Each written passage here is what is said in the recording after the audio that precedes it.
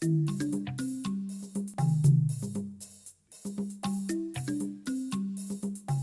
recent years, humans have been clinging to a concept, a word really, that is supposed to ensure our survival on this planet.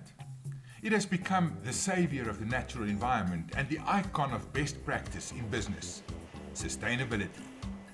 Sustainability refers to not using up all the resources or permanently destroying them whilst sustaining the practice, in this case business, over a long period of time.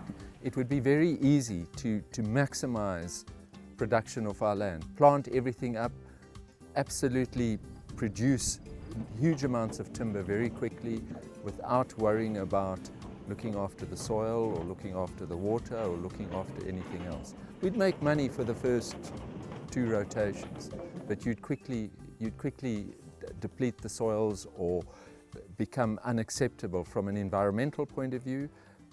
So sustainability in that point of view means that we've got a balance. The thing about sustainability is that it is really a complex issue.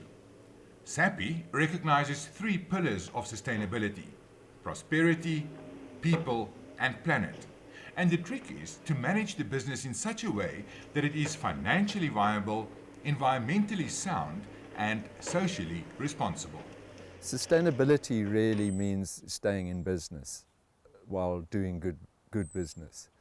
But the question we have in forestry is, what are we trying to sustain?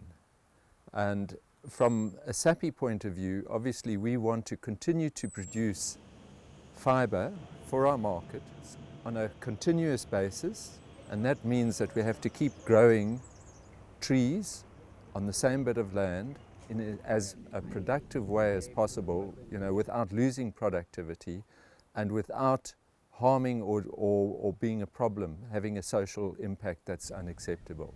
In a world that is financially driven, it would seem that this precarious equilibrium would always be tilted in favor of the prosperity pillar. But that would not necessarily be true sustainability. In truth, it's about the balance. But I guess it's human perceptions, and if you're an accountant and you're running the business, the first thing you're going to do is count the beans and make sure that the money's there. So it's a real struggle to get the balance, and I guess that's why Sappi Forests have an environmental department. We're there to make sure that the company is aware of their environmental responsibilities. We're there to help them set environmental objectives and make sure that making money doesn't override the environment or people. And we have we have human resources and social people looking after the people side of things. Now, to me, this sounds like a fantastic idea. But then again, I am an environmentalist, and I can also believe that there must be people, especially in a big business, who have to watch the bottom line, who find this whole idea of environmental sustainability maybe a bit like I almost want to say a Victorian era romantic notion. It has to have some real value. Otherwise, it just doesn't make sense to keep throwing money on something like the crowned eagle pear, for example, who sits high up in that blue gum tree on the edge of the Karkleur Nature Reserve.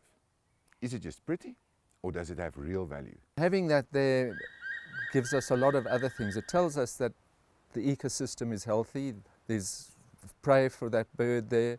It means that there's environmental processes happening within the plantation. It also shows the public that we're not impacting on areas outside the stand of trees.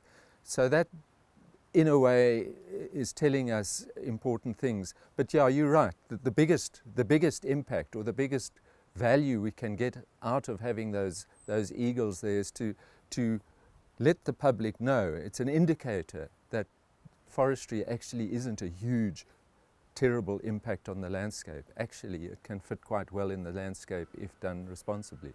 Sustainability also means looking at management options from a different perspective. For example, to use biocontrol to fight weeds or diseases might not be the most effective or financially viable short-term solution. But in the long run, it has certainly proven to be a lot more sustainable. The practice of slash burning a really interesting sustainability issue. After you harvest the trees, all the branches and leaves and bark that get left behind create a huge biomass on the ground. It provides a lot of the nutrients for the future crop, but it also creates a whole lot of risks for fire and for people getting in and planting the next crop.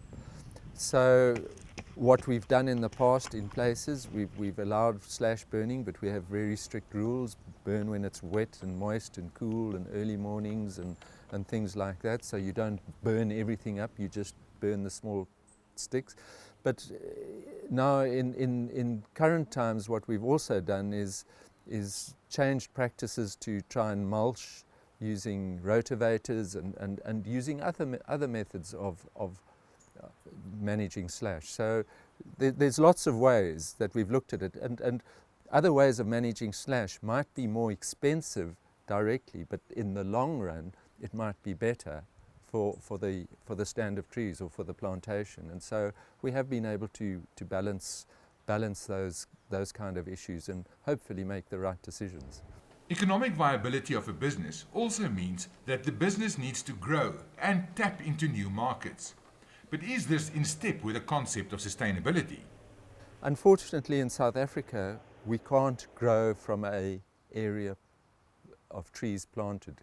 There is no more land and water, so we're not allowed to grow from a planted hectare point of view. So the only way we can grow is by being more productive, growing better trees, being better at our silviculture, so be better at looking after the trees and getting new technologies in and being more efficient with the use of that fibre, so using it more. So that's how we can grow. Essentially, progress is all about creating new markets. But discovering innovative ways to use resources may just put us on the true road to sustainability.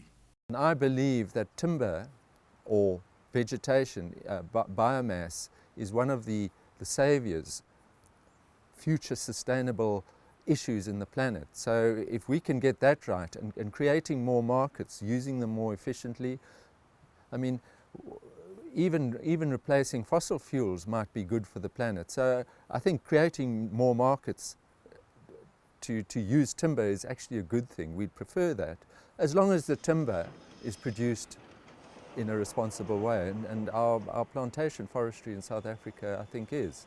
You don't want people now going into the woodlands of Africa or the tropical rainforests and just scrambling for that resource to use it because it's a resource. So plantation forestry has a great future, and it does need to be sustainable.